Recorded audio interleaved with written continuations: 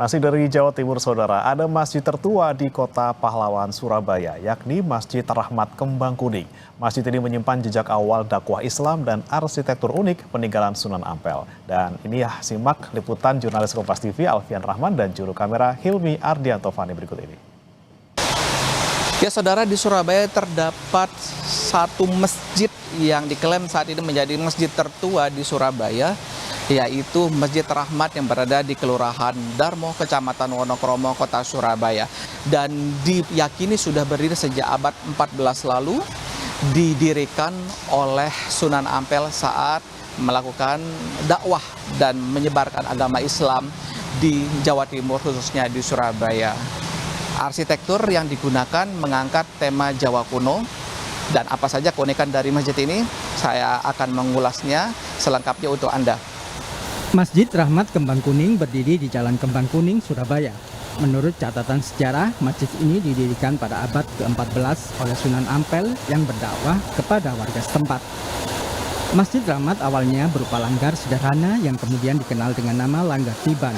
Tiban yang berarti tiba-tiba karena pembangunannya yang dilakukan secara mendadak. Kemudian dipugar oleh pemerintah kota secara bertahap pada tahun 1950-an dan diresmikan menjadi Masjid Rahmat pada tahun 1967. Ada satu titik yang notabene disebut Langgar Tiban itu dan dijadikan masjid seperti ini sekarang ini. Itu pada saat Wali Kota Ibu Risma Trismarini itu tahun 2015 ada juga prasasti dijadikan cagar budaya. Nah, cagar budaya. Di sini memang banyak relief juga kelihatan semanggi, ya, bentuk 5 tahun semanggi yang diklaim memang salah satu ciri khasnya kota Surabaya sendiri. Nama Masjid Rahmat diambil dari nama asli Sunan Ampel, Raden Sayyid Ali Rahmatullah. Kini masjid seluas 1.500 meter persegi ini tampil anggun dengan warna putih dominan. Pilar-pilarnya terlihat kokoh, lantai teras antik, serta 5 lengkungan di setiap serambi membentuk daun semanggi menjadi ciri khas arsitekturnya. Meski telah berusia sekitar 625 tahun, sejumlah relief dan prasasti masih terjaga. Salah satunya relief bergambar Langgar Tiban di samping ruang khatib yang dahulu digunakan Sunan Ampel untuk berkhalwat. Masjid ini tak pernah sepi dari jemaah. Selain menjadi tempat ibadah, masjid ini juga menjadi sarana edukasi sejarah penyebaran agama Islam di Surabaya. Kalau rasanya, saya sih sering sholat di masjid mana-mana, rasanya ini tenang gitu, merasa kayak ada nuansa religi yang tidak bisa digambarkan dengan akal manusia, tapi kalau sholat di sini tuh rasanya tenang.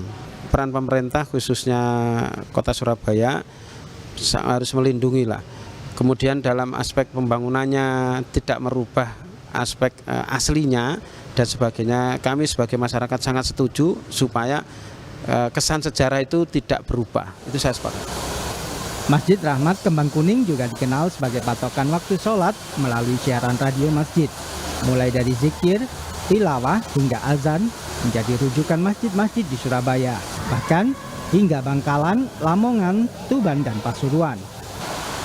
Selama bulan Ramadan, masjid ini aktif menggelar kegiatan keagamaan mulai dari mengaji bersama, berbagi takjil, buka puasa hingga qiyamul malam dan sahur bersama yang digelar pada malam ganjil di 10 hari terakhir Ramadan. Di momen Ramadan tahun ini, takmir dari Masjid Rahmat Surabaya memberikan kesempatan yang seluas-luasnya bagi jemaah yang hadir untuk beribadah dengan berbagai macam kegiatan yang akan dilangsungkan mulai dari sahur bersama, sholat malam, hingga berbuka bersama di area Masjid Rahmat Surabaya. Dan Anda juga dapat mengikutinya. Alfian Rahman, Hilmi Ardianto Fani, Kompas TV Surabaya, Jawa Timur.